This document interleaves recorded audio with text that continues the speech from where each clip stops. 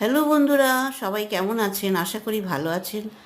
আজ আমি আমার রান্নাঘরে নিয়ে এলাম হেলদি অ্যান্ড টেস্টি ইভিনিং স্ন্যাক্সের একটি রেসিপি। নাম মাখানা মশলা মুড়ি। এই মাখানা মশলা মুড়িটি খুবই সুস্বাদু এবং উপকারী একটি খাবার। এটি আমরা সকলেই সন্ধেবেলা ইভিনিং স্ন্যাক্স হিসেবে 1 কাপ চা বা কফির সঙ্গে খেতে পারি।